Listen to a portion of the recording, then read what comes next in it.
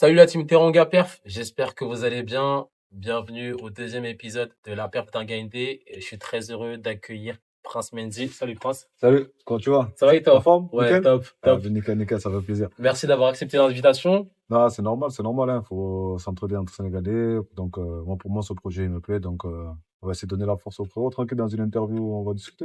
Top. Comme vous savez déjà, dans cette série, ben, on met en avant des sportifs et des sportives d'origine sénégalaise qui performent au plus haut niveau. Et aujourd'hui, on va échanger, on va avoir un moment d'échange avec Prince Mendy qui évolue au club de Sochaux-Montbéliard en National 1. Donc déjà, est-ce que tu peux te présenter? Donc, tu sais, je m'appelle Prince Mendy, j'ai 30 ans. Ça fait une dizaine d'années, voire 12 ans, je suis joueur professionnel. Donc, voilà, là, cette année, je viens de revenir en France. Donc, je suis défenseur central. Et voilà, quoi. Est-ce que tu peux nous parler un peu de ton parcours? Ton parcours, par où tu as commencé, où est-ce que tu as commencé, quels sont les clubs que tu as pu Ah, fréquenter? ben, moi, j'ai commencé en arrivant du Sénégal. J'ai commencé dans un club de mon quartier, d'abord. Ça s'appelait la GS Bédoul, où j'ai joué quelques mois. Ensuite, je suis parti à Consola. Dans ma première licence que j'ai faite, c'était à Consola, où j'ai joué un an. Et après, toutes mes catégories de poussins, c'est-à-dire de U7, U8 jusqu'à U15, U13, j'ai joué au Pen Mirabeau. C'est un club où est passé Sam Nasri. Et après, ensuite, j'ai signé à Sochaux, centre de formation, un an. Et après, vu que j'avais des problèmes de genoux, parce que j'ai grandi assez vite, donc j'ai dû rentrer à Marseille, où j'ai arrêté le foot pendant un an, parce que j'avais des problèmes de genoux, j'arrivais pas à jouer. Mmh. Même courir, tout ça. Donc après, je suis allé à Cannes, OK. parce que je pensais que mes problèmes étaient réglés, parce que vu que pendant un an, j'avais rien fait, je suis allé à Cannes. Et au bout de 6 mois, pareil, je ne pouvais pas ni courir, ni rien. Donc j'ai dû arrêter encore 6 mois, me faire opérer. Et après, par contre, à partir de là, en U18, j'ai signé à Herbel. Et Herbel, voilà, mes problèmes c'était réglé. Donc j'ai pu reprendre mon football, le plaisir, tout ça. Donc j'ai fait une bonne saison à Herbel. En plus, j'avais une équipe, il n'y avait que des frérots qui habitaient à côté de chez moi, des collègues Mmh. avec qui j'étais à l'école. Bien sûr. J'ai fait une année là-bas, c'était une bonne année, j'ai fait une très bonne année. J'ai été repéré par plusieurs clubs que je suis parti voir. J'étais à Monaco, à Toulouse. Mmh. Et au final, j'ai choisi l'OM parce que l'OM, bon, je suis Marseillais quand même. Ouais, bien sûr, on va revenir dessus. Je suis Marseillais, donc j'ai signé son de formation de l'OM où j'ai voulu avec les 19 et la réserve. Mmh. Et du coup, après, je suis pas passé pro. Mmh. Et je me suis retrouvé, j'ai basculé dans le monde, on va dire, semi-professionnel d'abord à Fréjus. Mmh. Où, franchement, c'était compliqué. Ouais. C'était une année grave compliquée. J'ai joué 2 matchs, je pense. Ah oui, ça, on va Franchement, en ouais. parler. J'ai pas observé ça. Ouais, j'ai joué 2 matchs, c'était pour des raisons, même moi, j'ignore. Mmh. Et après, voilà, je suis revenu à Consola. Et pour parler de Consola, depuis que je suis pro, c'est mes 2 meilleures années, on va dire. OK. Question ambiance, c'était vrai, quoi, tu vois. Ouais, de toute façon, on va Là, j'ai prendre fait des le clubs, dans d'autres clubs, c'était archi bien. mmh. Mais Consola, franchement, c'était particulier, on va dire. Mmh. Et après Consola, j'ai signé mon premier contrat professionnel à Rouen, en OK. QRM. Mmh. 3 ans. J'ai joué en Ligue 2. Bon, après, on est descendu malheureusement. Mmh. Et j'ai joué 2 années nationales là-bas. Après, j'ai voyagé, comme je t'ai dit, j'ai beaucoup voyagé. Je suis allé à Laval, Mmh. un an. Portugal, en D2 portugaise. Je suis revenu à Nancy pendant 2 ans. L'année dernière, je suis allé aux Émirats, mais Mmh. franchement, c'était la pire expérience de ma vie, je crois. Ouais, on va revenir dessus. Et après, là, je suis de retour à Sochaux, donc OK. espérons rester là. OK, très bien. Donc déjà, est-ce que tu peux me parler de quand tu as touché tes premiers ballons? C'était quand? Est-ce que tu as des souvenirs de quand tu as touché tes premiers ballons? Et ce qui t'a donné envie clairement de commencer le football en club? Ce qui m'a donné envie de commencer le football, bon, il n'est plus là, c'est mon oncle qui est décédé au mois de mars. Et c'est lui qui m'a donné envie parce que lui, il était formé au centre de formation de l'OM. Et Mmh. c'était mon premier entraîneur. Quand j'ai commencé à Consola, c'était mon premier entraîneur. C'est lui qui m'a donné envie de jouer au football. Après, voilà, je suis issu d'un quartier, on joue au foot dehors, on voit les matchs des pros. Moi, j'avais Samuel Nasri de mon quartier qui commençait à jouer à l'OM. Donc, du coup, voilà, ça m'a donné envie de jouer au foot. C'est surtout lui qui m'a inclus cette passion du football. Donc, du coup, voilà, j'ai démarré là et après, j'ai fait mon chemin, quoi. À quel moment tu t'es rendu compte que le foot, ça devenait sérieux? Franchement, à quel moment? Mmh. En... Je vais pas te dire quand je suis venu en 14 de l'OSC parce que voilà, j'étais encore jeune, c'est encore très loin. C'est quand je suis revenu de ma convalescence, là, que j'ai arrêté le foot pendant un an et demi et que je suis allé à Herbel. Et j'ai vu que je faisais des bons matchs et que plusieurs clubs pro commençaient à être intéressés. C'est là vraiment, je me suis dit, il faut vraiment que je m'accroche. Tu vois. Mmh. En plus, j'avais la dalle, ça faisait un an et demi que je jouais pas. J'avais perdu un peu du temps par rapport à ma génération. Mmh. Et le fait de jouer en 18, parce que c'était pas en nationaux déjà, j'ai joué en 18 DH. Le fait de jouer là avec des amis, être tous les week-ends à faire des bons matchs et que certains clubs commençaient à venir et tout, là déjà ça commençait à me dire, il faut vraiment que je fasse quelque chose. Parce que moi, au niveau école, franchement, je te mens pas, j'étais pas Einstein, tu vois. Ouais. Donc voilà, il fallait tout dans le football. Et voilà, quand j'étais à l'OM, après, c'est là, franchement, quand je commence à côtoyer un peu le monde pro, à voir les pros s'entraîner à côté de moi tous les jours, à voir des mecs qui étaient de ma génération s'entraîner avec les pros, faire des mains avec des pros, c'est là vraiment, je me suis dit, non, pourquoi eux, pas moi, tu vois. OK. C'est là vraiment, je me suis mis à 100% dans le foot. Tu vois. Comment tu as pu vivre, cette, situation où justement pendant 1 an et demi tu as arrêté? Parce que pour moi la marque, c'est Teranga Perf que je l'ai nommé, notamment par rapport à l'esprit de la Teranga en tant que Sénégalais et aussi Perf pour la performance. Je voulais que tu puisses un peu, évoquer ce sujet-là, le fait que tu puisses rencontrer des difficultés, des moments de doute, des moments de blessure et cetera, mais que malgré tout tu t'accroches. Par exemple, toi, le fait que tu sois dans une situation où pendant 1 an et demi tu ne joues pas, tu reprends le foot, tu performes et tu signes à l'Olympique de Marseille, le club de ta ville, le club de ton cœur. Comment tu as pu gérer cette situation-là et qu'est-ce que ça t'a provoqué, en fait? Franchement, encore, j'étais jeune, donc j'étais pas dans le truc, oh putain, et tout, les autres, ils avancent. Franchement, je m'en foutais un peu. J'allais à l'école comme tout le monde, j'allais voir des matchs, même si je voulais jouer. Même au quartier, je pouvais même pas jouer parce que j'avais mal. Si des fois, j'essayais de jouer un peu dans mon quartier, ça me faisait mal au genou. C'est vrai, c'était frustrant parce que je vois les autres jouer et tout. Mais à cette époque-là, je me posais pas vraiment la question. J'avais pas vraiment. Je savais juste que j'allais revenir. Et voilà, vu que voilà, j'avais quand même du talent, donc je me prenais pas la tête à cette époque-là, tu vois. Le fait de quand je suis revenu, j'avais vraiment la dalle. Parce que franchement, j'ai joué pendant 1 an et demi, j'ai pas joué. J'ai joué pendant 1 an, j'ai pas joué. J'ai repris à Cannes où j'ai joué 6 mois. Après, j'étais blessé, tu vois. Je me suis fait opérer. Et quand j'ai revenu à Herbel, j'ai pas repris directement parce que le temps de mon opération et de reprendre, Ouais. ça fait que quand j'ai repris sur le terrain, j'avais faim. Ouais, c'est vraiment après quand j'ai eu l'opportunité de signer à l'OM, j'ai accepté direct. Et dans ma carrière, on en parlera. Ouais. J'ai souvent eu des difficultés dans ma tête, c'était ne pas lâcher. C'est ça qui moi, c'est ma mentalité qui m'a permis aujourd'hui d'être là. Parce qu'il y a des joueurs, franchement, ils sont plus meilleurs que moi. Mais moi, par rapport à ma mentalité, j'arrive à me démarquer, tu vois. C'est hyper intéressant parce que là, encore une fois, on parle d'esprit, de combattant, de Gaindé comme on dit, tu vois? Le fait de se battre dans la difficulté et le fait que justement, parfois, tu peux être dans des situations où il y a des personnes qui sont techniquement parlant, parfois plus forts que toi, mais sauf sur le papier, comme on dit. Sauf que toi, en fait, dans la pratique, tu es au-dessus, tu arrives à performer. Il y a certainement, parfois même des joueurs avec qui tu as pu évoluer, tu as fait bien meilleure carrière qu'eux, alors que sur le papier, on disait que c'était des cracks, mais tout simplement parce que tu avais la mentalité. Ouais, c'est ça. Exemple, quand je suis à l'OM, la génération 94, sans te mentir, je faisais partie des moins doués. Mais aujourd'hui, on prend la génération 94 de l'OM.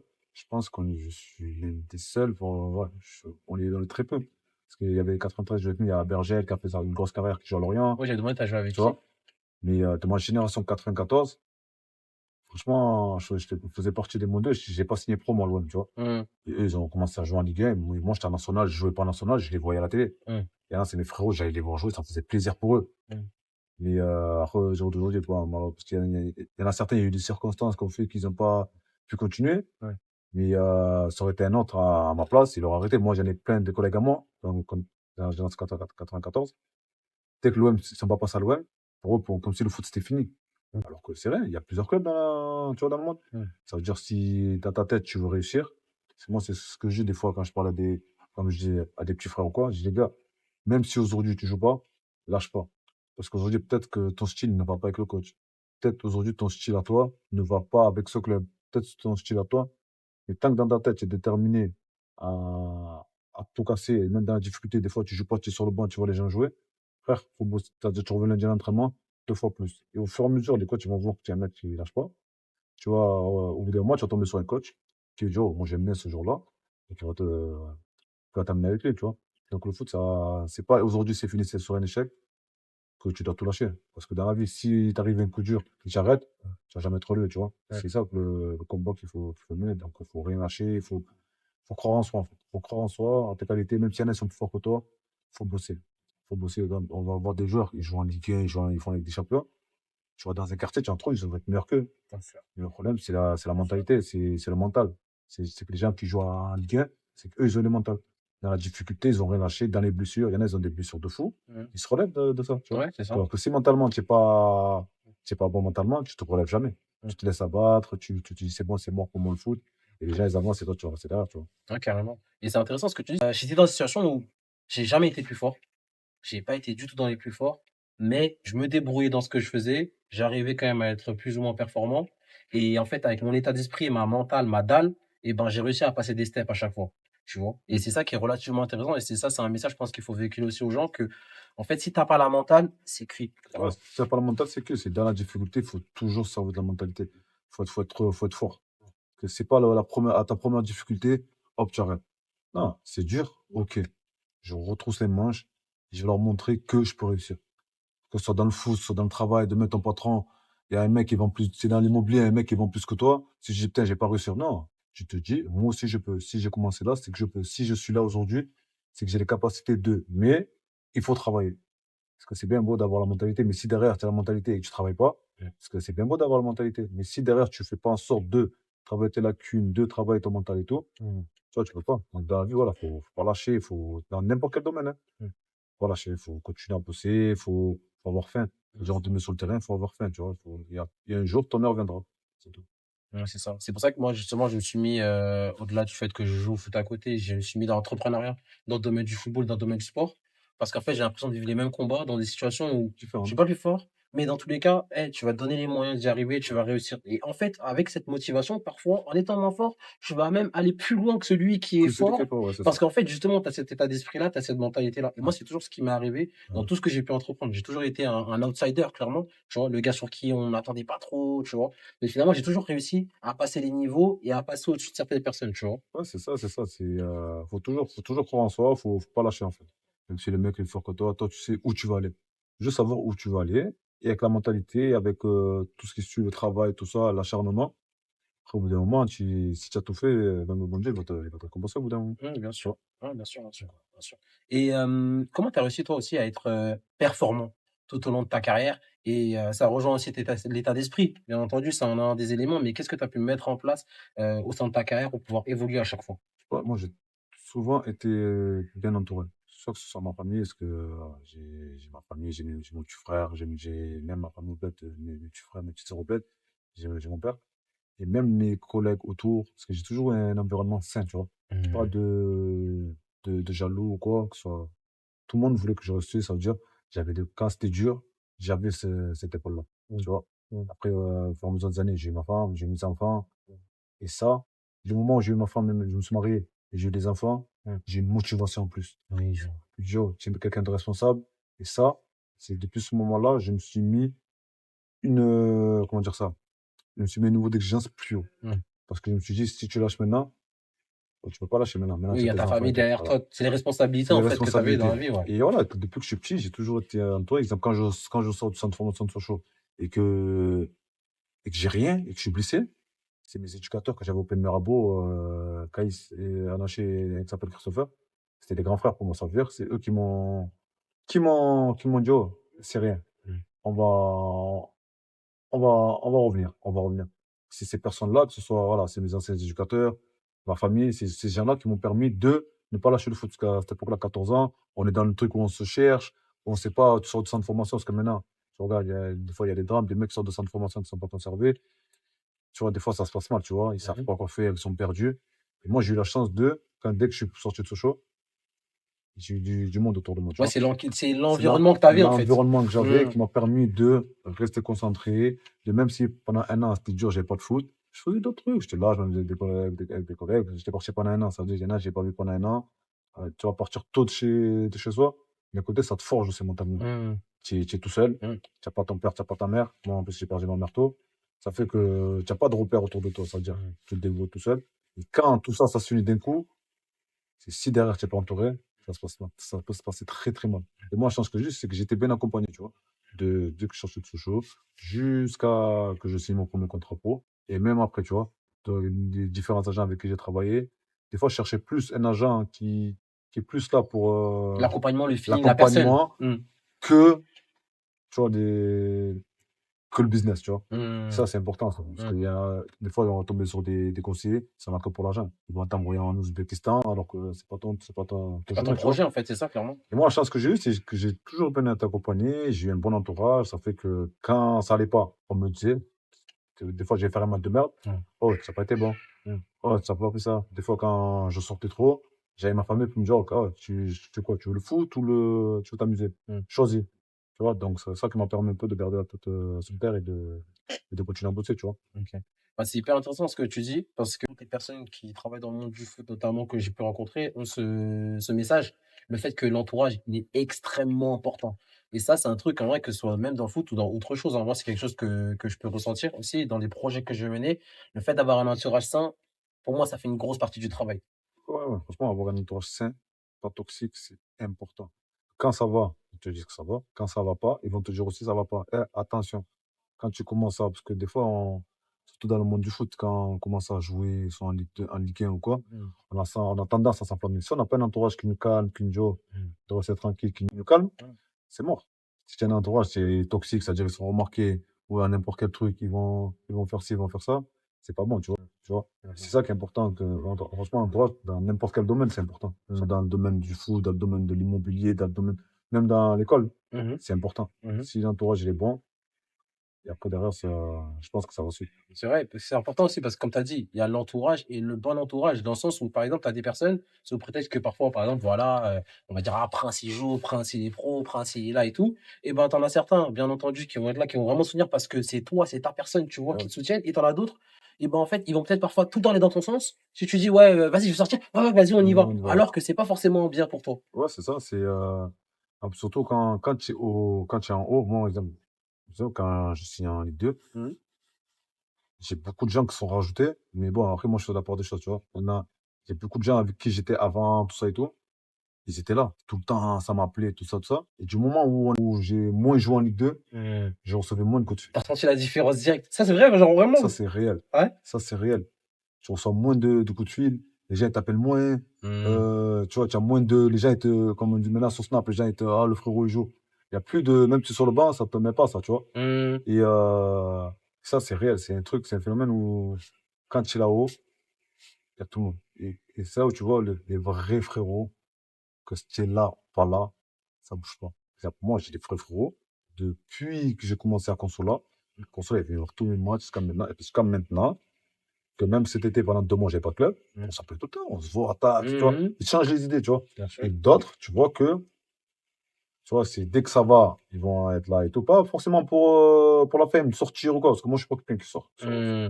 Pas, mais le truc, tu vois, mon collègue, il est pro. Ah, le collègue, parce que tu connais, des fois, tu as un collègue qui joue en Ligue 1 ou quoi, tu vas le snapper, j'ai dit, ah, tu le connais, tu vois, les trucs comme ça. Oui, bien sûr. Et ce phénomène, tu vois, il est pas bon. Mmh. Et que ça, c'est important, ça, que ce soit bien, que tu es bien, ou que tu sois pas bien, que tu as cet entourage-là qui est là avec toi. Ouais, clairement.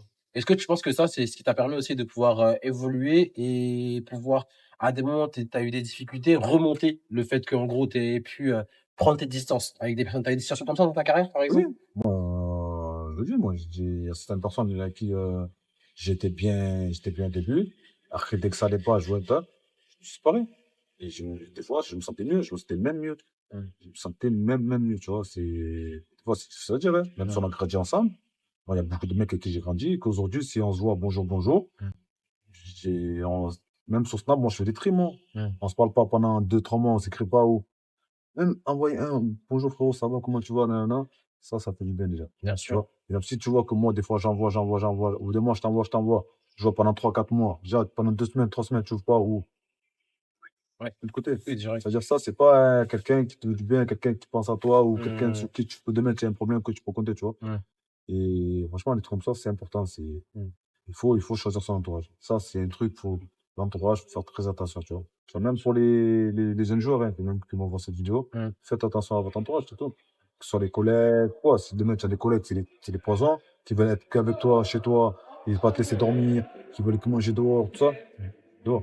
Parce que il y a un bon collègue, il va dire, eh, frérot, va dormir. Même si lui, il vient te voir, ah, frérot, vas-y, il est minuit, il va dormir, demain tu as match. Ah, vas-y, frérot, venez, on va manger dehors. Qu'est-ce que tu dis, toi? Toi, mange toi, nous, on va manger dehors, mais toi, tu manges chez toi. Ça, ouais, c'est un bon collègue qui veut que tu restes chez toi. Et voilà. Mmh. Totalement, totalement. On va revenir sur ta carrière. Tu étais au GS Consola, club qui a été en National 2, en National, et cetera. Tu as pu vivre en fait ta meilleure période de ta carrière, comme tu me disais en off. en termes de joie de vivre avec le groupe, et cetera. Est-ce que tu peux me parler, en fait, de l'expérience humaine que tu as vécue? Parce que le football, c'est important, mais il y a l'expérience humaine aussi qui l'est. Ouais, ouais. En plus, quand j'arrive au Consolat, je sors d'une saison archi compliquée à Fréjus. Parce que moi, je sors de l'OM, je vais à Fréjus, en national, alors que j'aurais pu aller dans d'autres clubs. Le coach, il me Tu avais dit, quel âge à ce moment-là? j'avais 18 ans. OK. Donc, je pouvais aller à l'étranger parce que j'avais un club Retafe qui me voulait. Donc, le coach de Fréjus, il fait le forcing, c'était Michel Esteban. Je vais à Fréjus. Donc, pour moi, c'est le coach qui me veut, je vais jouer. Mmh. Je fais une préparation, une bonne préparation. Je te jure, j'ai fait un match titulaire, 2 bancs, toute l'année avec la réserve, avec la DH. Et Fréjus, c'était compliqué, tu vois. Mais attention, ça m'a forgé mentalement. Et après, quand j'arrive à Consola, c'est différent. J'arrive à dire, c'est un club de quartier. C'est comme si je jouais avec mes potes du quartier. Il y avait d'autres mecs qui venaient de Sedan, de Paris. C'est comme s'ils étaient, c'est comme si on avait tous grandi ensemble. C'était, voilà, on avait des coachs, voilà, il n'y avait pas de prise de tête. C'était un club où il n'y avait pas d'argent. Donc, ça veut dire, on s'entraidait tous, tu vois. Ça veut dire, ceux qui venaient d'arriver, ils déménageaient, on les aidait. Quand ils cherchaient un truc, on était là pour eux. Tu vois. Ça fait qu'on était une vraie famille, que ce soit des joueurs, le coach, la direction. On était tous dans la même main. Ça fait que ça, cet élan-là, là, ça nous a amené, moi, j'ai joué 2 ans là-bas. Donc, on a fait 2 bonnes saisons. Tu vois. Et jusqu'à maintenant, avec certains, on en reparle. Mais on te parle que de Consola. On se retrouve avec Alexis Sauvage, le gardien qui joue en Amiens maintenant, à Laval. Eh ben, même lui, quand il était parti au Red il parlait de Consola. On se retrouve à Laval. Moi, je suis arrivé après lui. Il me dit, oh, Prince, dis-leur quand Consola a eu ça, ça, ça. Parce que même lui, il a gardé ces souvenirs-là. Même d'autres, des fois, je les croise. On garde tous un bon souvenir de Consola. Parce que franchement, c'était un club familial. Il n'y avait pas de prise de tête. Il n'y avait pas de concurrence malsaine, comme on peut trouver dans certains clubs ou dans certaines bien équipes, sûr. tu vois. Nous, c'était vraiment, et quand on avait des choses à se dire, on se les disait, des fois, on va dire violemment ou quoi, mais on se les disait, on s'expliquait. Et après, par contre, dans les 5 minutes qui suivaient, c'était fini, tu Mais vois. après, tu peux aller manger avec le gars Oh, juste le mec, après. on allait manger avec les mecs, tu vois. On mangeait tout le temps ensemble, on sortait ensemble, on faisait beaucoup de trucs ensemble, tu vois. Ça fait que c'est ça qui nous a renforcés, tu vois. Et on pouvait aller n'importe où, on allait à la guerre. On allait à la Chambly, il y avait des embrouilles, il y avait tout le monde. Tu vois, il y a eu plein de trucs comme ça qu'on fait que, voilà, ce club-là, voilà, c'est un club qui a marqué ma carrière. Parce que il y a pas de, en fait, c'est quoi? C'était simple, il n'y a pas de prise de tête. Parce qu'on était un national, un club de quartier, et on jouait les matchs, on s'en foutait, en fait. Tu vois, il n'y avait pas de pression, il n'y a pas d'objectif, parce que quand on commence, que l'année d'avant, quand j'étais après juste, ils ont failli descendre, ils se sont sauvés vers la fin. Oui. L'année d'après, il n'y a personne qui allait miser une pièce qu'on allait faire une saison comme ça. Parce qu'on arrivait avec une équipe, pratiquement, c'était la même, avec des recrues. On avait des joueurs qui étaient partis, Faïs Selemani qui était parti à Niort, Il y a quel joueur avec lesquels tu as évolué à ce moment-là? Julien Lopez qui est au PFC, Oui. Umut Bozok maintenant qui est en Turquie, Youssouf Mchangama. Il y avait le gardien des Comores, Ben Brona. Il y avait beaucoup de joueurs qui jouent à l'équipe nationale du Comore, là. Oui, ok. Ouais, il y Ouais, quand en même. a un qui joue encore au Bagne, là. Franchement, j'avais Alexis Sauvage, comme je t'ai dit, le gardien qui est à Amiens. Franchement, on avait Belle équipe quand même. une belle équipe. On avait un joueur qui s'appelait Baye Djidja, c'est un joueur de Bordeaux, un attaquant archi puissant, sénégalais. Franchement, on avait des très, très, très bons joueurs, hein. Et après, on avait des joueurs. On avait quelques joueurs étrangers, on va dire étrangers qui venaient de Paris. Après, on avait beaucoup de jeunes revanchards de Marseille, tu vois. Ouais. Donc en fait, c'était vraiment vrai, c'était les revanchards de Les Marseille revanchards et de il y avait Marseille. quelques personnes Quelques d'autres personnes qui avaient fait des clubs un peu pro là-bas, tu vois. Moud Bouzok, la deuxième année, il sortait du centre de formation de Metz. Il est venu à l'essai. Dès le premier entraînement, le coach a dit, je le prends. Parce que dès le premier entraînement, tu vois, Il a techniquement, vu c'était tac, que. tac, enroulé du corps. Le coach, il a dit, je le prends. Il a fini avec 20 buts. Ouais, je me rappelle, Il y a buteur, il a fini avec 20 buts. On a vu Julien Lopez. Après, il a signé au PSC. Ça fait 10 ans qu'il est au PSC, là. Ouais, Tu vois, ça veut dire, on avait des joueurs. Attends, Julien Lopez, il était avec moi à Fréjus avant ça. dingue. On jouait pas, tous les mois, on jouait pas, on jouait tout en réserve. L'année d'après, on va à Consola. C'était merveilleux. Fréjus, ils descendent. Nous, on a fait monter, tu vois ce que je veux dire? Voilà, après, c'est frustrant parce qu'on n'a pas réussi à monter. Mais quand même, c'était quand même 2 belles années, 2 belles expériences, tu vois. Moi, je pars à la fin du mercato à Rouen. Parce que j'ai eu d'autres clubs, moi, ça s'est pas fait, tout ça et tout, mais on va pas revenir dessus. Oui. Donc, je signe à Rouen. Donc, Premier Consola, contrat pro. premier contrat pro, je signe 3 ans à Rouen. Consola était international. D'accord. Durant cette année-là, le club a été repris par d'autres personnes. Oui, ça fait. Et ça fait qu'il y a eu beaucoup de mouvements, il y a eu des arrivées que le coach ne voulait pas. Donc, ça fait que déjà, il y avait un bon groupe, tu vois. Ça fait qu'il y a eu ça s'est un peu détaché. C'était plus l'ancien président, il est parti. Donc, il y avait plus ce côté familial. Là, Tu vois, c'était plus devenu business Là, c'était que devenu familial. business. Là, c'était, vas-y, on veut monter, il y a un projet de. Hein. Ok. Ça fait que l'ancienne direction elle est partie. Et du moment où l'ancienne direction elle est partie, c'est devenu Ça a tout changé. n'importe quoi, ça a changé. Le club, déjà, ils sont descendus, ils ont terminé dernier national, ils sont descendus en N2. Ils ont joué en N2 pendant 2 ans. Ils ont coulé. Tu vois ce que je veux dire? Et Terrible. ça fait que c'est malheureux, parce qu'un club comme ça, on a failli monter. Moi, je pense que si le club n'avait pas été vendu, que ça aurait été le même président, je pense qu'en soi, ça aurait toujours été un national, ou peut-être voir, ça aurait fait une martyre. Parce que je pense avec les compétences qu'il y avait, le directeur sportif Jamal, très performant dans le recrutement, il sait où aller chercher, il sait qui aller chercher. Et il a prouvé à Consola parce qu'on a fait monter 2 fois. Il est parti à Martigues. Ils sont montés CFA, national de 2.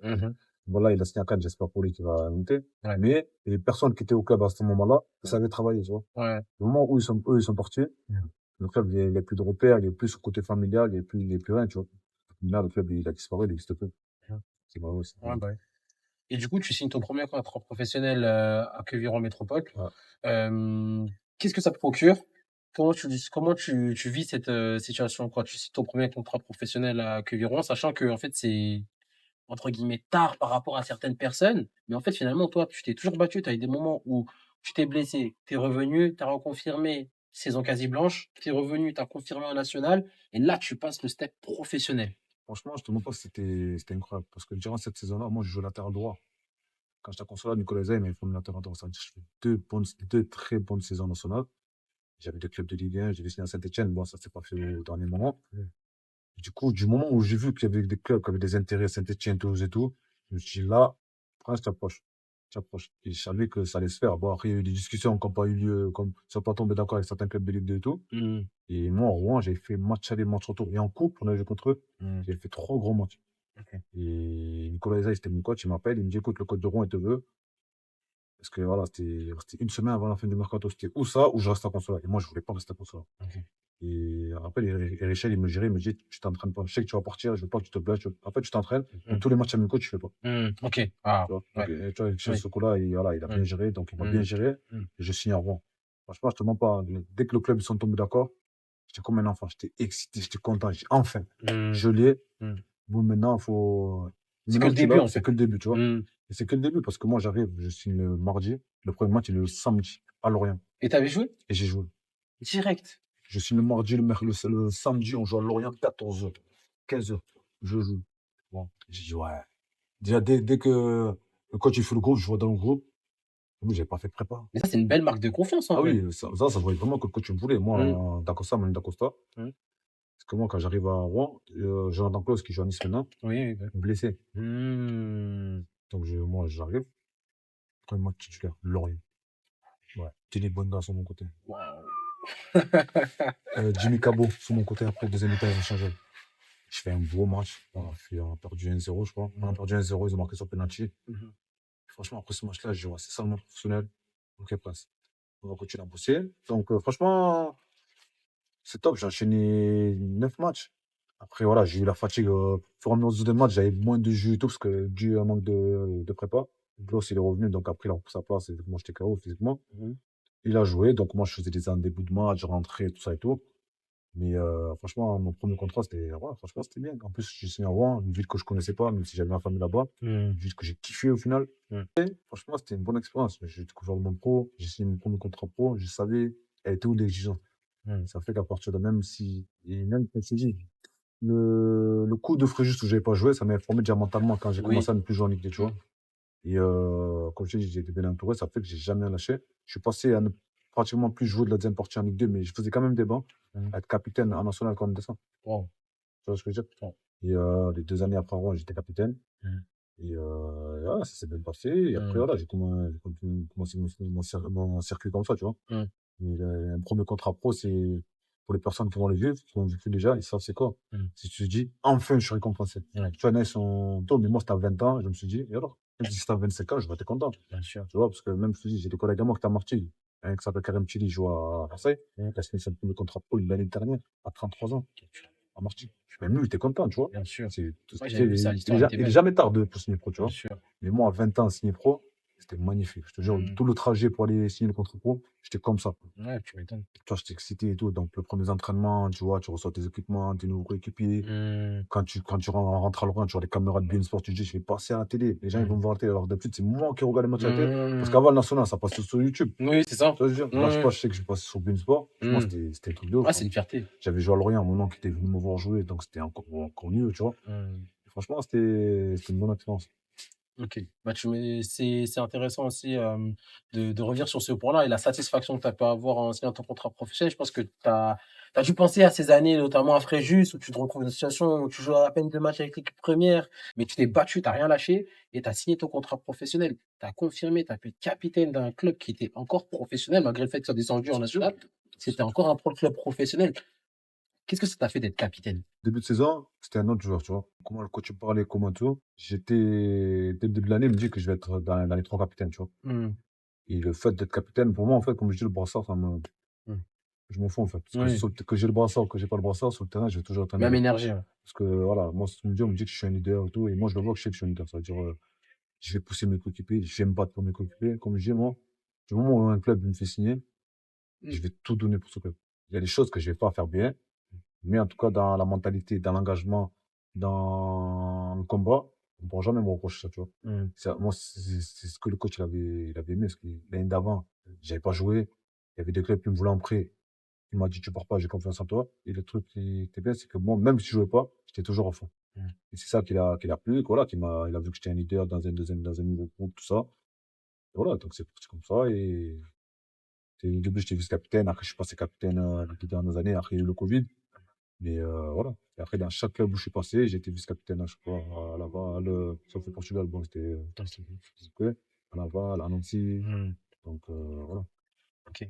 Et tu pars du coup à la fin de ces années-là à QRM, tu pars du coup. Il y a le Covid, donc ça fait que bon, à Rouen, je pouvais rester, mais c'était compliqué un peu.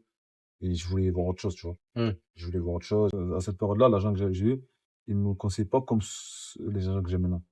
Et je l'ai eu une première fois, il m'a fait changer. Parce que moi, à Rouen, je voulais rester. Lui, il m'a dit non, on a un autre truc. J'ai dit bon, je prolonge pas. Je suis parti. Quand Mm. je pars, Rouen, il monte. Mais moi, quand je ne prolonge pas Rouen, il y a le Covid, je reste jusqu'au mois de août, Mm. sans club. Mm. Je signe à Laval. Je signe à Laval, j'arrive à Laval, ils avaient déjà commencé la prépa, ça faisait au moins 4 semaines, parce que vu qu'il y a eu le Covid, la saison elle a commencé plus tard. Oui, elle commence plus tôt. Donc moi, j'arrive, tout ça et tout, j'arrive à Laval, le coach il est vice-capitaine, je fais une putain de saison à Laval. Je les ai prolongé en décembre, mais vu qu'il y a un changement de propriétaire, donc ça a attendu. Ouais. Et en fin de saison, la proposition qu'ils m'ont faite, moi j'ai trouvé ça comme un manque de respect par rapport à la saison que j'avais faite. Mm. Parce que déjà en venant de Rouen à Laval, moi j'avais baissé un peu mon salaire, tu vois. Ouais. Et moi je voulais pas trop bouger. Mais vu que cette saison-là, j'ai fait une grosse saison, Mm. il y avait des clubs déjà qui commençaient à parler avec mes agents, l'autre me dit non, il y a vraiment ça, c'est sûr, on ne prolonge pas Laval. Je dis sûr? Oui, sûr. Ça, c'était ton ancien agent dont tu parles en question. Ouais. Ok. Moi je veux pas, moi, tu vois, dans ce sens-là, tu vois. Et au final, je pars. Parce que bon, la proposition était catastrophique, je venais d'avoir un enfant. Tu vois, je venais d'avoir, moi, comme je disais, il y avait 2 clubs nationaux qui me voulaient. Je leur dis, écoutez, moi, il me propose ça. Juste, au pire, prenez ça en charge ou ça, je reste. Non, c'est compliqué et tout. Donc, mon agent me dit, non, mais de toute façon, on a ça en Ligue 2, on part. Au final, ça se fait pas parce que c'était entre moi et un autre joueur. Vu que l'autre joueur, il avait fait quelques mois de plus que moi en Ligue 2, ils ont pris ce jour-là. Ça fait que je me retrouve sans club. Et je change d'agent. Ouais. Et je prends l'agent avec qui je suis jusqu'à maintenant, là. Mhm. Il me fait signer au Portugal. Et quand je signe au Portugal, Ouais. Laval, il monte. Ah ouais, encore. Durant la saison où je quitte, Laval, il monte.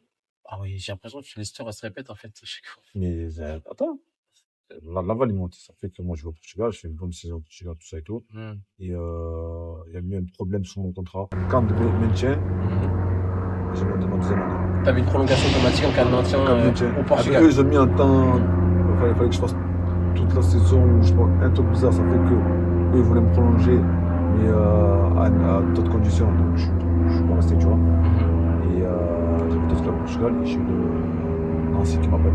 Nancy, comme on connaît le club, Oui, bien sûr. Ils sont football, le coach, tout ça. Et le projet était vraiment intéressant. Moi, je voulais une longue durée, donc j'ai signé 2 ans là-bas. Et bon, le club du Portugal, il ne monte pas direct, il monte 2-3 ans après, tu vois. Ouais. Toi, l'année dernière, il monte. Il était en construction à ce moment-là, le club, c'est ça ou c'était... Moi, le club où j'étais Oui, au à Portugal. Villa Francaise. Ouais. Et Et en fait, ils ont fermé ce club, ils ont changé le nom. Avant, ils étaient à Lisbonne, ce club. Ok. Ils ont tout changé. Ils sont délocalisés en fait. Délocalisés, tu vois. Donc, c'était Hmm. un autre club quand même, tu vois, mais avec les Ok. mêmes gens. Les mêmes têtes en fait. Les mêmes têtes, tu vois. Ok. Du coup, ouais, je signe à Nancy, je fais 2 ans, tu vois. Hmm. Et comme je te dis, à chaque fois que j'ai quitté Rouen, ils sont montés, j'ai quitté Laval, ils sont montés. Je dis, ouais, c'est quoi ça? Je suis chalois ou quoi? Je quitte Nancy monte. Incroyable. C'est incroyable. Mais après, voilà, Hmm. déjà, Rouen, on va dire, c'est moi qui ne voulais pas. Je voulais pas rester. T'avais l'impression d'avoir fait le tour, tu penses? Rouen, je trouve, on a fait le tour. Je voulais rester, mais je voulais pas rester à 100%, tu vois, parce que j'ai fait avec le président et tout.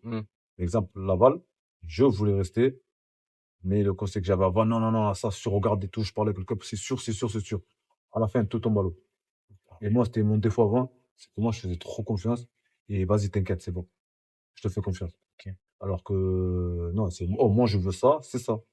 Surtout que c'est toi le joueur C'est finalement. moi qui décide, tu vois. Ouais. Et le truc avec l'agent que j'ai maintenant, c'est ton intérêt avant le mien.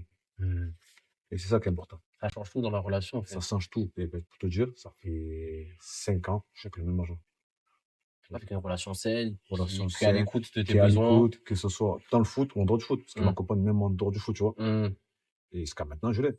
Tu vois, écoute, il y a ça, mais on va voir d'autres trucs, tu vois. Pour exemple, Nancy, quand je pars, on discute quand même avec le club pour prolonger, parce que financièrement, on ne savait pas tout ça et tout. Et en même temps, le club ne savait pas quoi nous proposer. C'était les actionnaires. Ils voulaient couper mon salaire en deux, voire deux et demi. Ça, c'était pas possible, tu vois. Mais on discutait quand même avec le club, tu vois. Le coach coréen, il m'aimait bien, donc il n'y a pas de raison pour que je ne prolonge pas. Et au final, on va arriver pour l'épisode que je t'ai dit, le moment où mon plus mauvais choix, je veux dire, mon pire choix de carrière, c'était l'année dernière aux Émirats.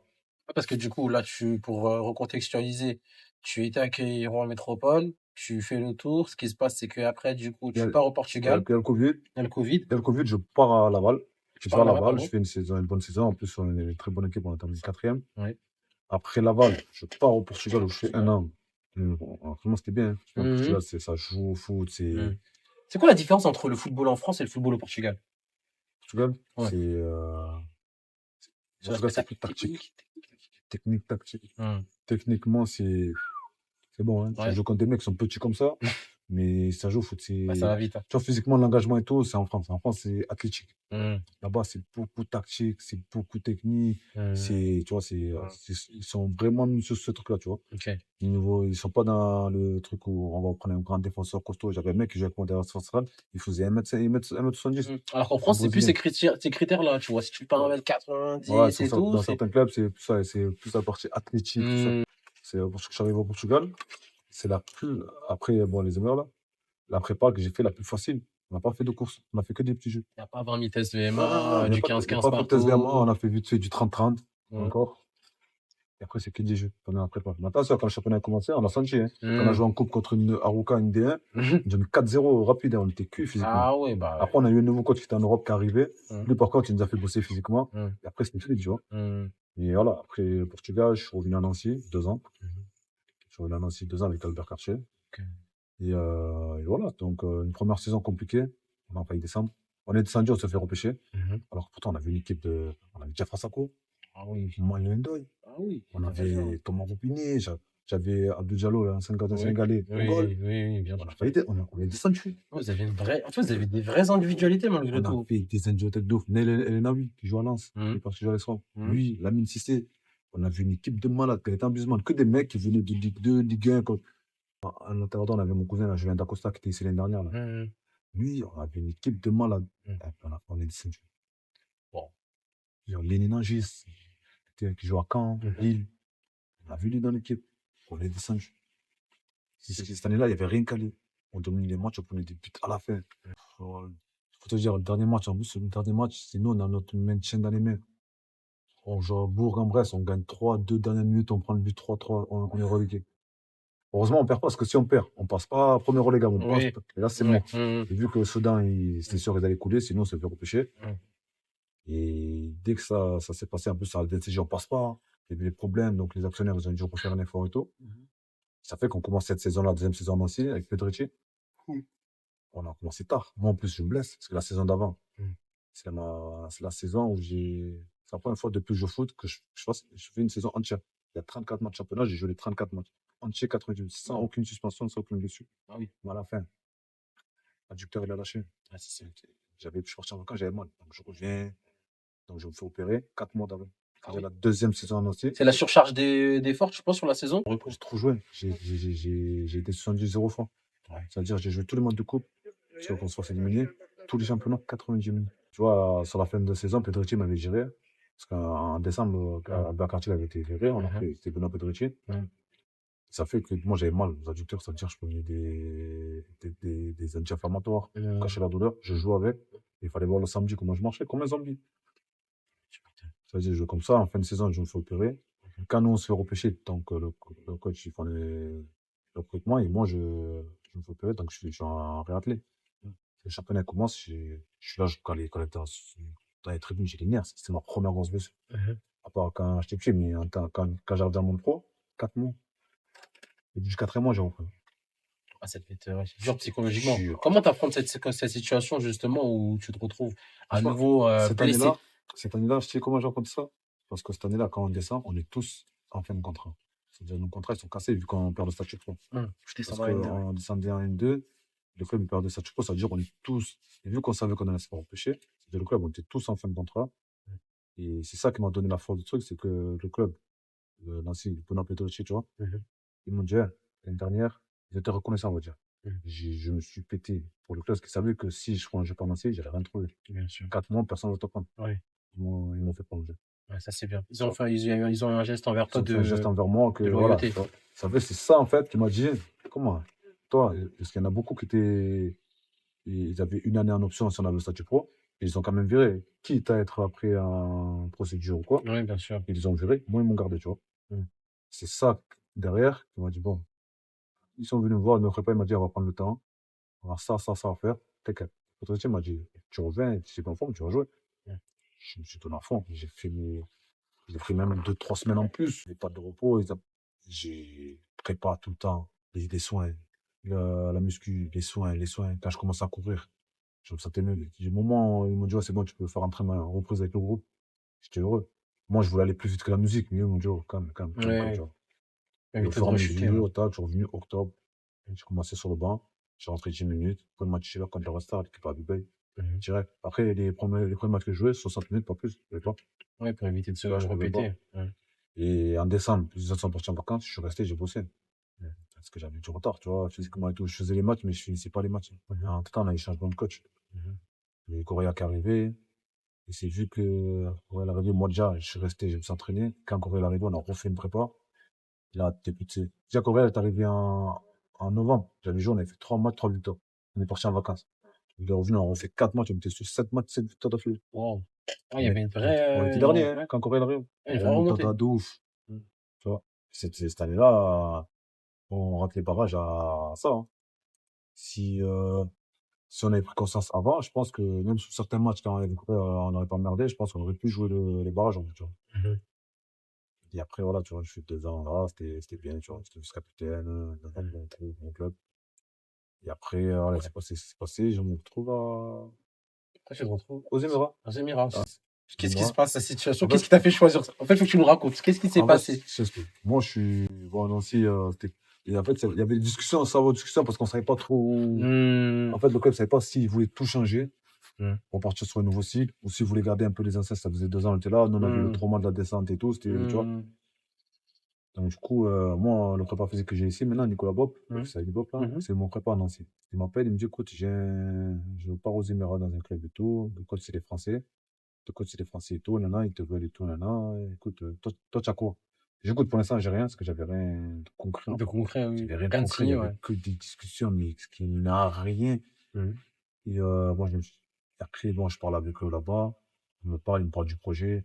Ils me parlent des sommes de fous, des primes de malades. On te dit un match gagné 1500 euros. Je dis, ouais, c'est net. Chaud. Moi, je réfléchis, attends, j'ai 30 ans, j'ai une famille. Et la proposition, je peux pas la refuser. Tu vois, parce que j'ai en France, en net, j'allais jamais avoir ça, tu vois. Du coup, tac, je parle là-bas, on parle avec ceux qui m'amènent là-bas, on parle de l'école. Parce que moi, vu que je connais pas là-bas, je savais pas qui était là-bas, donc je savais pas comment ça se passait niveau famille et tout. Oui, bien sûr. Donc, toi, on me dit, oh non, l'école, t'inquiète, le club, il s'en occupe, il y a ci, il y a ça. Donc j'y vais, quand j'arrive, Nico Bob, finalement, lui, au dernier moment, quand j'arrive là-bas, je le vois, et il me dit, oh, finalement, je signe pas, je pars. Déjà, je trouve ça bizarre, tu vois. Ah, donc c'est celui qui t'a ramené qui te Ouais. dit ça? Finalement, il part parce qu'il n'est pas tombé d'accord avec le club, tu vois. D'accord. Et du coup, lui, il part parce que lui, tout ce qu'il était tombé d'accord, avant qu'il arrive, c'était OK. Dès qu'il arrive, tout change. D'accord. Donc, il s'est Ok. séparé. Ouais. Donc là, à partir de là, donc, on commence, frère, déjà, le temps, la température, déjà, le temps que mon corps il s'acclimate, c'était trop chaud. Bon, après, ça me dérangeait pas, tu vois. Hum, On est parti en stage 3 semaines en Turquie, on revient. Ma famille, ils arrivent. hum. Donc, moi, je cherche ça. Donc ta famille a emménagé du coup là-bas aussi. Ouais, ma famille, elle est avec moi. Et avant ça, déjà, nous, bon, c'est des trucs. L'agent qui nous a mis là-bas, c'était un Français, c'était le frère du coach. Il me dit, écoute, toi, moi, j'ai un agent, c'est comme ça. Donc, il parle avec mon agent, il s'arrive que les deux, ils se connaissent. Donc, ils tombent d'accord les deux, tu vois, sur les conditions, sur le truc. J'arrive là-bas, je mets 3 jours, 4 jours avant de signer mon contrat. Alors qu'on a repris l'entraînement, moi, je leur dis, je m'entraîne pas. Parce que chaque jour, il y avait un truc sur le contrat qui n'allait pas. Ils rajoutaient des trucs. Des trucs à Ah la base, oui. sur l'accord qu'on avait, il n'y avait pas. Ouais, ils ont changé. Ils te mettent, bon, si les résultats du club, ça va pas, on coupe ton salaire en deux. Si tu as un préavis de 1 mois, on ne veut plus, on te donne qu'un mois de salaire, tu dégages. Mais ça va pas ou quoi? J'ai fait tout ça de kilomètres pour que au bout d'un mois, tu. Non, on enlève tout ça. Chaque troisième ou quatrième jour, tout est OK. Mon agent, c'est bon, OK, on signe. Je signe. Le lendemain, le mec m'a amené, il me dit, en fait, quand on a. Tu te rappelles qu'on a dit que ou pendant 3 mois, tu me donnes la moitié de ton salaire, ou toute l'année, tu me donnes tant. J'ai dit, toi, tu es fou, toi, quoi. On n'a jamais parlé de ça. Il me dit, j'ai écoute-moi, toi et moi, on n'a jamais parlé de ça. Déjà, cette liste-là, ça commence à m'énerver déjà. Donc après, ça s'est vite réglé. Donc je dis, moi, je te donne rien. Donc après, son frère, c'était l'entraîneur, donc il m'a dit, c'est bon, ok, c'est bon, nickel. Il arrive au truc, je vais mettre, je parle au directeur sportif pour l'école de mes enfants. Il me dit, ah non, non, on ne s'occupe pas de l'école des enfants. Mais, ok, je vais me renseigner l'école des enfants. J'ai 2 enfants, 15 000 euros l'année pour les deux. 15 000 euros un, 15 000 euros l'autre. Ah oui, ok, c'est pas, c'est donc Ah, 30 000. il Ah faut oui. payer un coup, tiré. Je commence, j'attends. J'écoute, moi, je sais pas, habitué à écouter mes enfants et tout. J'écoute, ah ben, écoute, je vais payer et tout. Mais ils m'ont dit, par contre, si dans un mois, ils n'ont pas la ID, là, la carte de séjour, là, ça, c'est le cas qu'il fallait leur faire, c'est archi long. Si dans un mois, ils l'ont pas, on veut les petits et on vous rembourse que 30% de la somme que vous avez donnée. Je dis, c'est quoi, j'ai ma femme. Ça va être compliqué. Prends les petits et rentre en France. Je reste là. Ah bah oui. Ils sont rentrés et c'est là qu'après, je me rappelais de mon collègue qui me disait, partir à l'étranger sans ta femme et tes enfants, tu vas devenir fou, ça va être compliqué. Après, au début, ça se passe parce qu'en fait, là-bas, c'est pas comme si tu enchaînais les matchs toutes les semaines. Là-bas, tu joues 2 semaines, tu joues plus pendant 3 semaines. Ah Tu oui. joues une semaine, tu joues plus pendant 2 semaines. Alors qu'on est 14 dans le groupe. On a commencé le championnat en octobre, on a fini en juin. Tu vois, c'est Et énorme. comment tu as vécu ces situations justement où bah en fait c'est plus aussi rythmé qu'en France par exemple, tu te retrouves à jouer 2 matchs sur un mois ou 3 matchs sur un C'est mois. compliqué. C'est compliqué parce que dans le sens où quand tu arrives là-bas, bon, c'est ce qu'on disait, c'est attention. C'est attention, ne rentre pas dans la routine des locaux. Parce que les locaux là-bas, en fait, eux, ils travaillent le matin et l'après-midi, ils viennent s'entraîner, tu vois. Eux, ils sont pas pros. Et quand tu rentres dans leur routine, parce qu'ils s'en foutent, c'est mou, tu deviens mou aussi. Vous savez, Ouais, bien moi, sûr. je m'entretenais, je travaillais seul le matin, parce que on s'entraîne à 18h, ça dure du matin au soir, tu fais rien. Et ça fait que, vu qu'on n'enchaînait pas les matchs, j'essaie de bosser quand même en dehors, mais tu n'as pas le rythme. Bien sûr. Tu n'as pas le rythme, parce que des fois, toi, ton équipe à toi, elle joue pas pendant 2 semaines, mais l'équipe que tu joues dans 2 semaines, elle a joué en fait. Bah oui, donc eux ils ont du Ils ont du rythme, gaz. ils ont du rap. Mais toi, tu n'as pas de rythme. Heureusement que, athlétiquement, tout ça et tout, la vision de jeu, j'étais au-dessus de certains. Et après, le truc, c'est que des fois, tu joues contre des attaquants qui ont une promesse. On joue contre son équipe, et nous, ça faisait 3 semaines qu'on n'avait pas joué. Ah ouais. Déjà que lui, c'est un joueur, il est là. Oui, c'est un top joueur déjà. Il arrive, nous, on a 3 semaines, on n'a pas joué. En fait, lui, à chaque fois qu'il n'était pas là, son équipe est perdue. Ok, c'était vraiment. Et nous, pendant tout le temps, il n'était pas là. On s'est dit, peut-être il est blessé. J'arrive le jour du match, il est là. J'en ai dans la merde. Dès les premières minutes, tu le vois, il prend le ballon, l'élégance, tout ça. Tu le vois qu'il est au-dessus. Et c'est en D2. C'était même pas en D1, il était en D2. Il s'amusait, tu vois. Après 5-1, 5-2. Tu vois. Et ça fait qu'on n'avait pas de rythme. Après, on joue 2 semaines. On joue pas pendant un mois. En décembre, on joue, on a 5 jours de repos. Moi, on joue le dernier match parce que pendant 2 semaines, on n'avait pas joué. On joue le dernier match avant d'avoir 5 jours de repos, parce qu'on jouait que dans 3 semaines, donc le club nous a laissé 5 jours de repos. On joue le match, je me pète. Ça fait 2 semaines. Ça, à un moment, j'accélère, je me pète. Donc, tac. Et vu que nous, les coachs, ils avaient dit, écoute, prenez vos billets pendant 5 jours, donc je prends mes billets, j'allais voir mes enfants. Et j'ai rentré en France, je fais mes examens, je vois, j'ai une déchirure et tout. J'appelle le club, je leur dis, écoutez, je me suis blessé. Ça fait 3 semaines, 3, 4 semaines. Si vous voulez que je me soigne bien, est-ce que je peux faire mes soins? Ah non, non, non, tu rentres. À qui tu as dit? Parce que, à qui tu as demandé pour rentrer? Là-bas, en fait, quand tu veux rentrer, quitter le territoire, il faut faire un courrier que la direction, ils acceptent. Ah, Mais ça veut nous, dire que si la direction, elle te met tu rentres pas. Et moi, vu que les coachs, ils nous ont dit, vous partez. Après, ils nous ont dit, à qui vous avez dit? Nous, on a dit au coach. Il a dit, ah non, non, non. On a demandé au coach. Il a dit, vous l'avez pas dit, eux, ils vous ont rien dit. C'est quoi? Donc, ça veut dire, il me dit, vous rentrez. Ça veut dire, moi, je rentre. Après, j'ai fait mes soins. Catastrophique. Le club où j'étais, le niveau soin, c'était n'importe quoi. Et à la base, ma blessure, c'était 3 semaines. 6, 7 semaines, j'ai été arrêté. J'ai repris au bout de 3 semaines, je me suis répété. Et moi, il n'y avait rien. La prise en charge, elle a La été prise en charge a été catastrophique. catastrophique. Et quand j'arrive, moi, je leur dis, ouais, je dis au coach, comment ça, tu n'étais pas au courant? Il dit, si, j'étais au courant. Je dis, non, tu as dit au directeur sportif, non, tu n'es pas au courant. Il dit, non. Et donc, j'appelle le directeur sportif, et tu m'as dit, non, mais j'ai dit, je suis pas au courant de ce qu'ils font les joueurs. Tu m'as pas parlé des Français et tout, tu vois.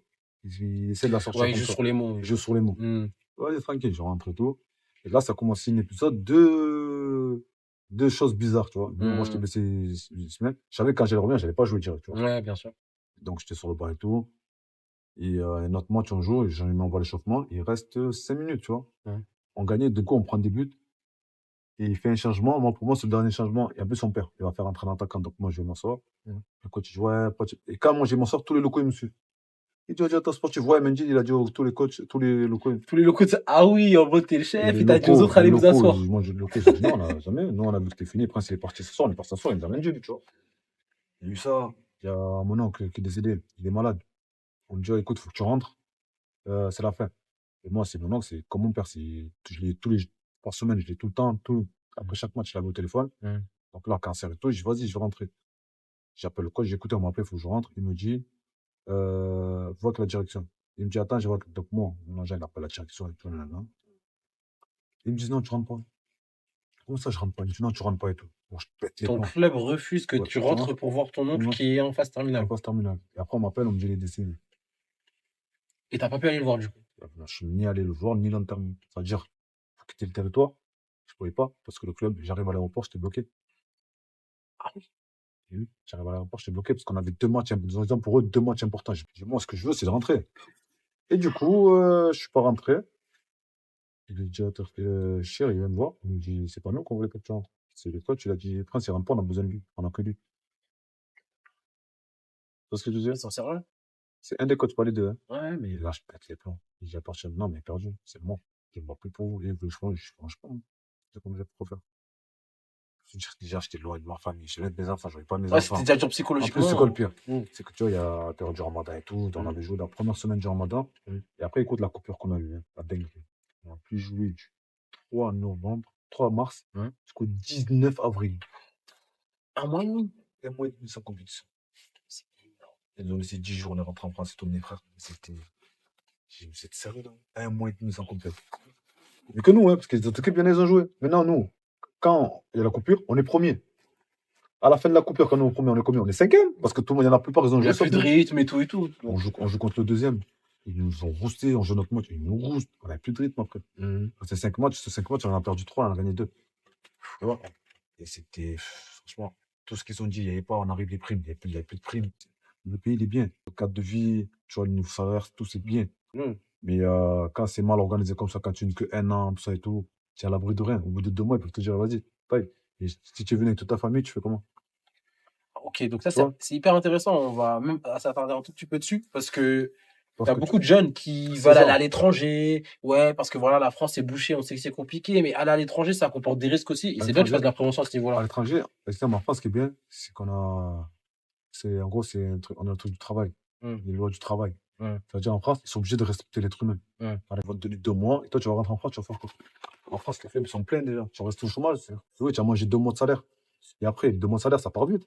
Parce que tu n'as pas de chômage, tu n'as pas de ci, tu as ça, tu vois ce que je veux dire? Tu n'as pas de club. Si tu restes 6 mois sans club, il y a le club qui vont te prendre, ils vont dire, viens, on va te donner 2 000 euros. Et ça fait que des fois, quand tu vas à l'étranger, comment je dis, ceux qui veulent aller à Dubaï et tout, c'est soit ils vont dans un club de première division direct, ou soit ils vont dans un club de deuxième division qui vient juste de descendre, mais qui veut remonter, mais qui signe un contrat de 2-3 ans.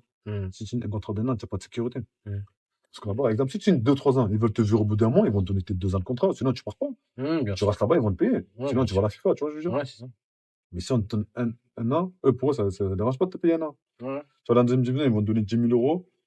Ils vont te virer, ils vont te donner 6 mois. Ils vont te donner 60 000 euros. Mais 60 000 euros, c'est quoi 60 000 euros? Tu vas les cramer, Ça, hein, tu vas les quand tu vas cramer vite, rentrer. tu vas Bah oui, rentrer. oui, bien sûr. En plus, sur le taux de change, en plus, moi, ce que je savais pas, c'est quand tu arrives là-bas, ton contrat, tu le négocies en dollars, on te paye en dirham, ça veut dire déjà tu perds. Déjà, Ah tu connais la oui, différence entre le bah dollar et oui, l'euro oui, déjà, comment ça déjà, se passe. Déjà, tu déjà. perds au moins 400, 500 euros. Mhm. Entre le dirham, quand tu vas envoyer des sous, parce que là-bas, ils te disent, il faut que tu ouvres un compte Emirati. Quand tu veux envoyer tes sous du compte Emirati au compte français, il y a des frais, il y a plein de trucs comme ça qui font que quand tu arrives, tu vas pas coffrer comme tu aurais aimé coffrer. Mhm. Tu as mangé de l'argent, c'est vrai, parce que voilà, tu as pris du net et tout. Des fois, le chien, il vient, il pète les feux, il te donne une tomate 2000 euros, tu vois. Mhm. C'est cash, c'est du liquide, c'est dans ta poche, tu vois.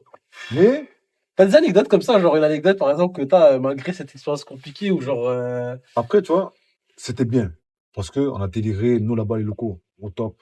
Au top, au top. Il y a certains clubs, les locaux, franchement, ils aiment pas avoir l'étranger, mais nous, c'était le top. C'est nous invités chez Ils vous ont eux. bien accueilli, les locaux. Ils ont très, très bien accueilli. Mhm. Même les mecs du club, hein, même, ils ont mis bien, tu vois. Mhm. Tu vois, après, les primes, ils donnaient pas trop parce que le chef, il voulait pas trop monter à un moment et tout. Ça fait qu'au début, ils ont donné des primes. Après, ils ont plus donné.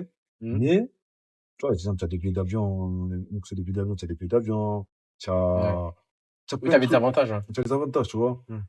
Et franchement, le niveau confort, installation, Mhm. c'est pas qu'ici. Ouais, c'est top. C'est des installations de milieu. On a fait Mhm. des shops de fou. Mhm. Tu as une salle de muscu, tu as un sauna, tu as un Mhm. jacuzzi. La pelouse, elle est nickel. Mhm. Il fait chaud, certes. Mhm. Tu as des vrais équipements. Ouais. Tu vois ce que je veux dire? Mhm. Tu as tout. Ouais. Tu as un déplacement, tu dors dans des hôtels de malades. Mhm. Tu dors dans des hôtels de malades. On jouait dans des clubs à Dubaï, on dormait dans des... Nous, moi, j'étais à 50 minutes de Dubaï. Mhm. Dans des hôtels de malades. Ils Mhm. ont ouvert tout le temps. Tu vois ce que je veux dire? Mhm. C'est tranquille. Ouais. Les conditions étaient là, Les entre conditions guillemets, pour étaient là, jouer, mais ce qui mais était en dehors était moi, pas. je pense que c'était un bon club, Mhm. mais pas avec certaines bonnes personnes, tu vois. Ok, C'est quelques personnes qui ont fait que l'aventure a tourné, que ce qui a fait que c'était ma pire expérience, tu vois. d'accord, je Parce vois. qu'il y a des moments en décembre, je voulais rentrer. J'ai mon argent, je rentre. Ouais. On a fait le tour un peu, le club, c'était un peu récent parce que j'étais parti 6 mois. En 6 mois, j'ai fait 6 matchs. Il y a des clubs, ils voulaient me prendre, mais j'ai dit, mais papa, nous, on a fait 15 matchs, il a fait que 6 matchs. Mhm. J'ai le temps qu'il se met dans le truc, la saison elle est finie déjà, tu vois. Ouais, c'est ça. Si ça sert à rien d'aller signer dans un En club pour aller faire 4 mois pour pouvoir te remettre dans le octobre, en train. décembre, on a fait que 6 matchs. Ouais, On n'avait même pas fini la phase aller. Tu vois, c'était incroyable. ouais, dans le Mais décalage. c'était quand même une bonne expérience, mais c'est une bonne et la pire expérience de toujours. Parce que, Ok. tu vois, j'avais pas mes enfants avec moi, j'avais pas ma femme avec moi, ça fait que c'était compliqué. Tu rentres à la maison après une défaite, tu te retrouves à la maison seul comme ça. Ouais. Tu regardes le plafond, le rythme de vie, tu vois, ça change, tu dors tard. Mhm. Là-bas, il y a des moments, j'ai dormi au moins 6 mois, j'ai dormi à 6 heures du matin. Tu vois, tu fais l'entraînement tard, le Ouais, soir. bah oui, t'es décalé en Pendant le fait. ramadan, on s'entraînait à 23 heures. Ouais. On fait l'entraînement, il est 1 heure du matin. Mhm. Tu rentres chez toi, tu dors pas. Ouais, bah, bien sûr. Parce que là-bas, pendant le ramadan, ça vient le soir, tu vas manger, tac, tu rentres chez toi, il est 8 heures du matin. Mhm. Ouais, Tu t'es vois ce que je veux décalé. dire? C'est décalé de ouf. Mhm. Et voilà, après, je suis revenu là, mais Mhm. là-bas, c'était C'était compliqué, hein. compliqué. Ouais, Ok. Et du coup, tu pars après, tu reviens en France. ouais C'est quoi, qu'est-ce qui t'a donné envie de revenir en France, revenir à Sochaux du coup, et parle-nous un peu de ça. en fait, c'est au début, quand je suis parti là-bas, moi, en fait, j'étais dans un état d'esprit de retrouver un club là-bas, mais c'était 2-3 ans, parce que le mode de vie là-bas, il est archi bien. C'est-à-dire, moi, je voulais, dans tous les clubs avec qui on parlait, je voulais que le club, même s'il me donne un peu moins de salaire, qu'il paye l'école de mes enfants, tu vois. Mhm. Qu'au moins, je vais là-bas, que les enfants, ils kiffent là-bas, ils ont la vie là-bas. Mhm. Au moins, je peux voir d'autres proches là-bas, tu vois. C'était ça mon but. C'était pas de revenir de base. Mhm. De base, c'était pas de revenir, tu Tu vois. voulais rester, Je voulais ramener les rester, mais enfants. ramener mes enfants. Mhm. Et du moment Ta où je femme. commence à voir dès le début que c'est compliqué pour l'école des enfants et tout, moi, je vais pas m'amuser à partir une deuxième année seul. Parce que j'avais des propositions intéressantes. Mhm. Que si je pars seul, je suis bien. Mhm. Tu vois. Oh, mais t'as des responsabilités, t'as une Mais j'ai femme, des des responsabilités, je vais pas enfants. repartir une deuxième année sans Mhm. mes enfants et tout. Mhm. Et même parce que si j'allais avec mes enfants, l'argent que je gagnais, en fait, je les mettais dans l'école, ça sert à rien. Mhm, ouais, ben. Tu vois ce que je veux dire? Parce que c'est les clubs qui étaient à Dubaï, et à Dubaï même, l'école, c'était plus cher que où j'étais. Donc après, voilà, je me cherchais un peu en France, donc c'était un peu compliqué parce que vu que j'étais parti à l'étranger, ils ne savaient pas trop si j'avais encore le niveau, le rythme, tout nécessaire. Mhm. Après, on regardait un peu à l'étranger dans d'autres trucs, tu vois. Mhm. Et après, j'ai eu l'opportunité, dès que j'ai eu l'appel de Sochaux, qui me disait, ouais, on veut te voir une semaine, voir comment tu es physiquement. J'ai pris ma voiture, je suis monté, tu vois. Mhm. Parce que c'est comme je te dis, c'est comme des clubs comme Lens, ça se fait pas, Sochaux. Moi, je suis passé par là. Je connais l'histoire du club. Ouais, qu'est-ce que ça t'a procuré de revenir à Sochaux toutes ces années après? Un plaisir de ouf. Parce que j'ai retrouvé, même ici, j'ai retrouvé des mecs qui étaient avec moi au centre. ils sont plus dans le foot. Mhm. Ils habitent encore ici. Mhm. Tu vois, j'ai reçu ces messages-là. Putain, gros, tu es de retour, putain, ça fait plaisir. Putain, tu reviens 16 ans après. Putain, c'était une belle histoire, tu vois. Ouais. Et moi, dans ma tête, c'était en revenir. En plus, le projet, l'équipe qu'il y a, avec le coach qu'il y a, les joueurs qu'il y a.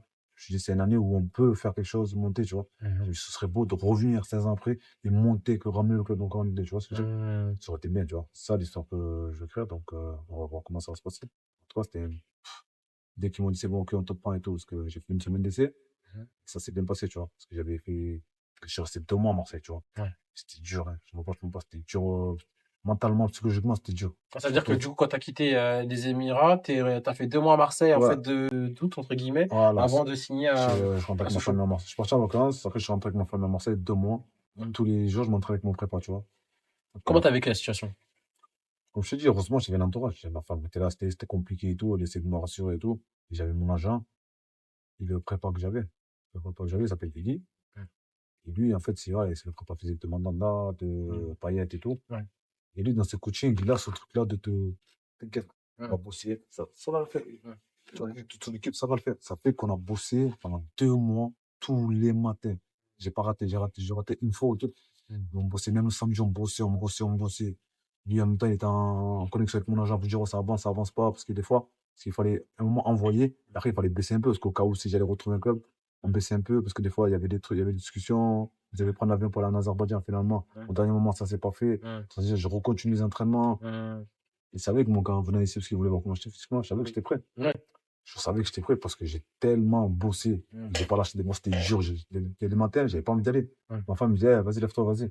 C'est vrai. Mhm. Ça veut dire, après, voilà, j'avais mes Et là, encore enfants, une fois, c'est la motivation, la l'entourage. motivation de l'entourage. Je te dis, après, ça m'a permis de bien profiter de mes enfants, de bien profiter de ma famille. Parce qu'il y en a, ça fait longtemps que j'ai pas vu mes cousins et tout, Mhm. même certains amis, mais ça me rendait fou de voir tout le monde avait repris ça. Ça n'a pas forcément arrivé. Ouais. D'habitude, allez, une semaine ou deux, allez. Là, le plus long, c'était 10 jours Mhm. que j'ai attendu. Ouais. Après, j'ai trouvé un club. Là, c'était 2 mois. Ça, c'est une situation qu'on peut retrouver dans pas mal Ça, de personnes, tu vois. franchement, si tu n'es pas bien entouré ou si tu n'es pas un truc, tu vas Mhm. accepter tout et n'importe quoi. Je veux pas aller dans un club où, vas-y, c'est pas structuré, c'est pas où je me connais, moi. Si j'arrive et c'est pas sérieux, c'est pas un truc, je vais péter le plan, tu vois. Mhm. Donc, j'ai attendu. Des fois, c'était, mon agent, ok, c'est bon. Vas-y, bon, écoute, il y a ça, mais c'est pas sûr. Mhm. Tu vois, il y avait toujours ce truc où mon agent, il me disait pas, oh, on va partir là. Il me dit, écoute, je parle avec des clubs, mais j'ai pas encore, dès que je la propose, je t'appelle. Des fois, il m'appelle, il me dit, écoute, il y a ça, ça, ça, ça, on fait quoi? Après, des fois, on essaie de négocier, bon, ça passait pas parce qu'il y avait des complications. Mhm. J'entendais. Et avec mon agent, il me dit, écoute, il y a ce choix, il veut que je parte une semaine d'entraînement avec eux, voir comment tu es physiquement. Mhm. On fait quoi?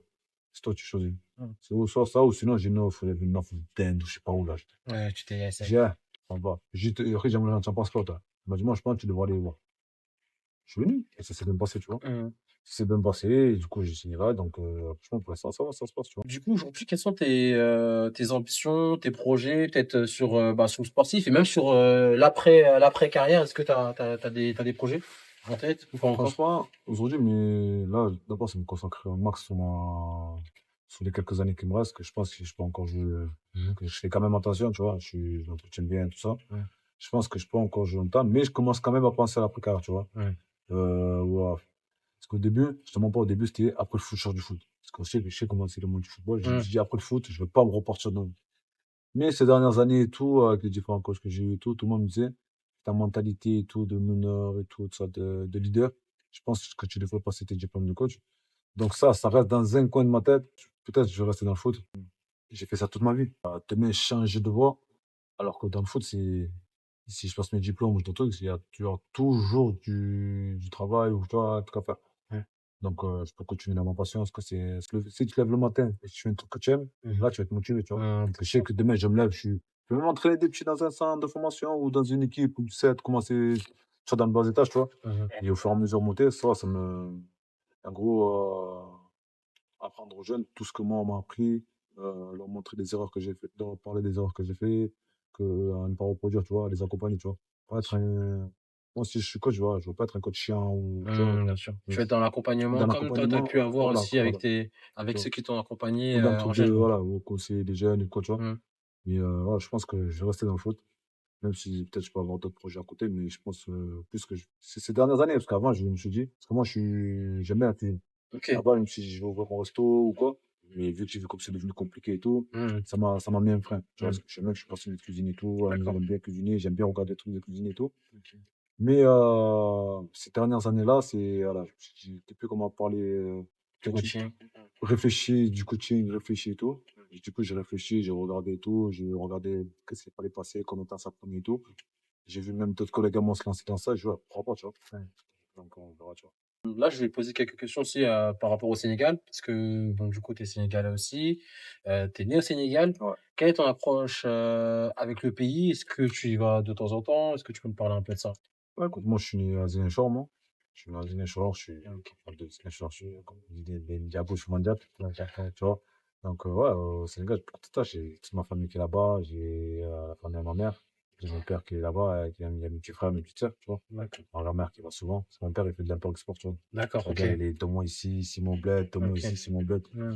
Et moi, j'essaie d'aller tous les 2 ans. OK, d'accord. Tu vois, j'allais tous les 2 ans. Là, en plus, avec mes enfants, j'essaie de les amener tous les 2 ans. Au moins, eux aussi, ils connaissent le pays, Oui, la culture, la culture et tout. c'est Donc, important. franchement, ouais, j'essaie d'aller souvent là-bas.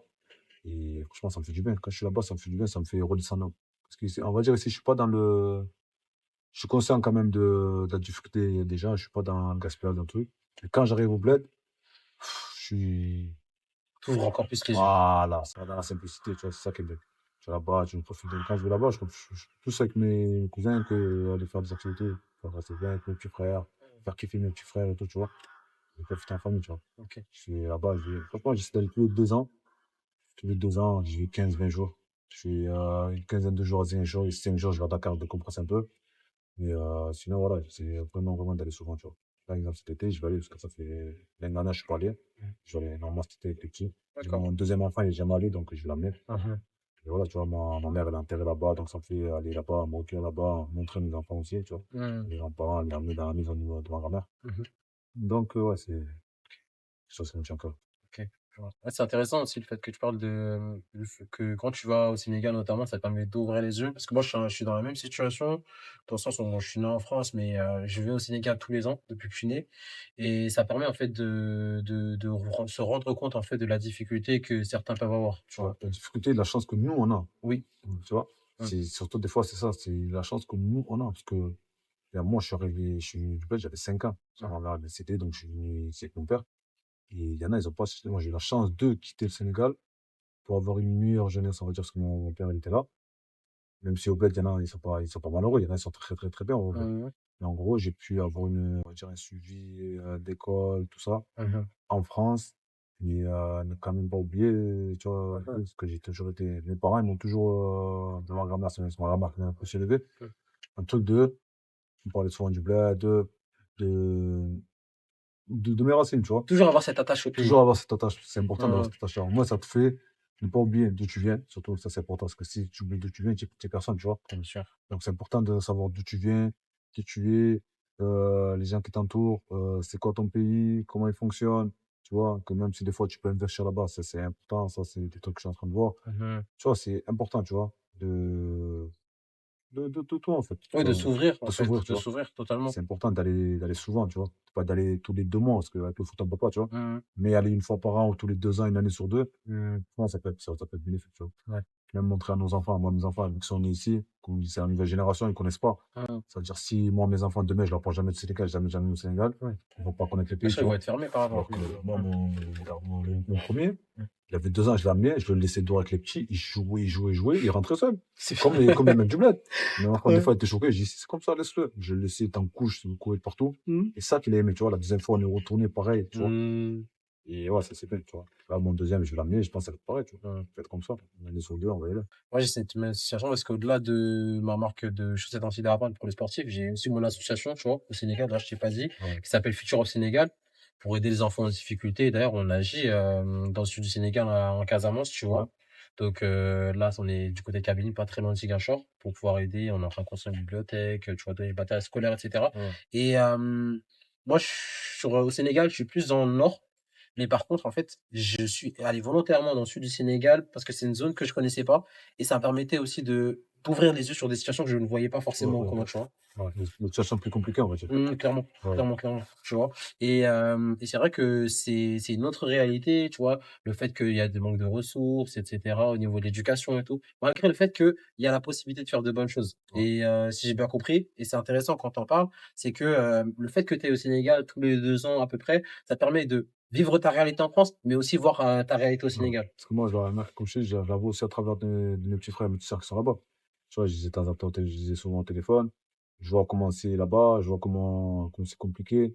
Tu vois, mon père, il fait en sorte qu'ils soient bien là-bas. Tu vois, je fais en sorte aussi que ça manque de rien, tu vois. Ils Mm, sont vraiment pas comme certaines familles sont beaucoup en difficulté. mm, Tu vois, moi, les mecs, mes petits frères et tout, ils vont manger, ils ont une toit, ils mm, vont manger à leur faim, tu vois, ils ont leurs activités. Mon père, il fait en sorte que.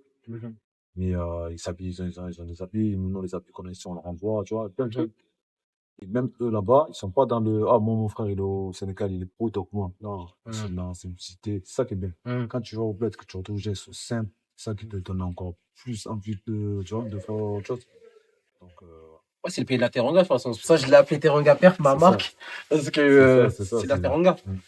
exactement ça. Pour ceux qui savent pas, la Teranga, c'est l'hospitalité. Sénégal, on l'appelle le pays de la Teranga parce que notre pays est connu pour son hospitalité. Ah, les Sénégalais, c'est ça. Je dis toujours, les Sénégalais sont accueillants, c'est ça, de toute façon, c'est nous, hein, on est C'est comme ça. ça. C'est C'est notre ça. personnalité, Ouais, c'est hein, ça. c'est ça. C'est en nous, totalement. Ouais. Totalement.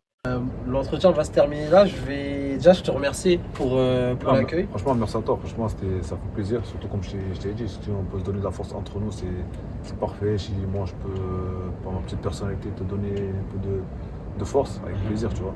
En plus, ça fait du bien, on a discuté tranquille, on n'a même pas vu le temps passer. Ouais, carrément. C'est ça, donc franchement, avec plaisir. Ouais, c'était une belle discussion. Donc là, je vais te remettre une paire de chaussettes antidérapantes de ma marque Teranga Perf. Merci beaucoup. Ça, je vais l'apporter dès demain. Dès demain, Ouais, Voilà. ça va bien. tu vas inaugurer, tu nous feras un petit retour. Ouais, pas de soucis. Et puis voilà, l'épisode de la perf d'un Gaïndé va se finir ici. Merci à toi. Merci, Prince. Merci beaucoup en tout cas et force à toi surtout et on continue à suivre ça et continue à suivre la page et Abonnez-vous. fort. Merci, Merci, Prince.